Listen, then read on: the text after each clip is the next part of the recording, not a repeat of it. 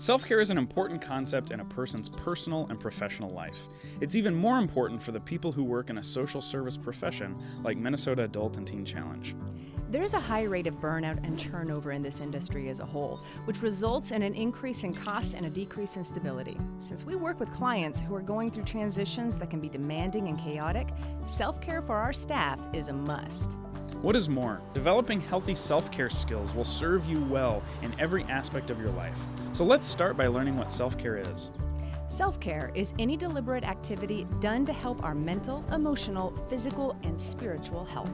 A couple things to notice about this definition. Self-care is deliberate. It doesn't happen by chance or accident. Rather, it's intentional. Second, self-care is an activity, a practice. You may think of self-care as not doing certain things, like not working, not worrying, or not staying up late. We want to think of self-care and rest as things you actively engage in, things you do. Lastly, notice that self-care covers your mental, emotional, physical, and spiritual health. So in other words, self-care is holistic. It applies to every part of you and is the necessary step you must take as a professional to recharge, avoid burnout, and make sure you're healthy for the long haul. Burnout can be defined as an erosion in values, dignity, spirit, and will, and sometimes looks like a downward spiral. Obviously, we want to avoid this. This is why it's so important that your own mental, emotional, physical, and spiritual needs are met. That way you'll be operating out of abundance rather than out of scarcity. We cannot model a healthy lifestyle to our clients if we're not living it for ourselves. And if we're not living a healthy life, our lack of self-care can lead to a relapse of chemical abuse. The relapse of a staff member is very serious. If you're struggling, be sure to get help from a friend, mentor, or pastor of your own, or connect with the Employee Assistance Program at Minnesota Adult and Teen Challenge. Our leadership wants to invest in you, our most important resource, so that you can be the best you can be, both at work and in your personal life. While there are principles that can help us practice self-care effectively, the way this plays itself out in each person's life may look different.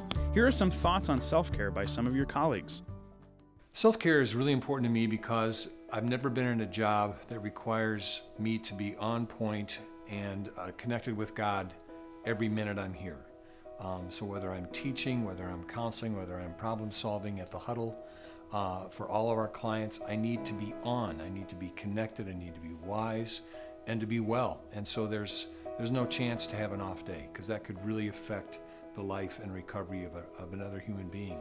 As a type A, very driven, slightly OCD person, I have to have self-care to have longevity and effectiveness. Because it's very easy to just run and not realize until maybe a year or so that you're like, oh my goodness, I'm really tired and I didn't see it coming till now, and it's because you don't take that time. So I feel it's an issue of calling. I'm called to be a mom. I'm called to serve the people that I serve, and I need to be healthy to do that. I think first and foremost, taking care of myself, or the staff taking care of themselves so that they're ready for whatever may come. Because, you don't know, there's so many different experiences, so many different backgrounds that can affect how we respond to different people. And if we're not taking care of ourselves first, then I don't know how we're going to be able to take care of the people who are under us that we're looking after. So. Not only am I a called and ordained person who works in the church and who works in this program, I'm also a spouse, and I'm also an addict myself in recovery. And self-care is important because it grounds me in who God says I am. It grounds me in who my spouse says I am. It grounds me in our relationship. It grounds me in relationship with the community and the world. Remember that it's not just about me, but that everything I do touches other lives. I think it's important to the MNT staff as a whole for a couple of reasons. First of all, self-care is just good for all of us. Like, it's just smart spiritual care for ourselves. But anyone who's involved in clients and pouring into clients all day long, every day, if they don't have good self-care, they're either gonna run out of gas at some point and collapse and burn, but also, equally importantly, they're not actually available for their clients. Without good self-care, you've got nothing to give out. And so it's a good self-tool, but it's also a good ministry tool to help other people. I can't be there for my staff. I can't be there for the clients. I can't be there for anyone. And I can't do what God's called me to do if I'm not taking care of myself.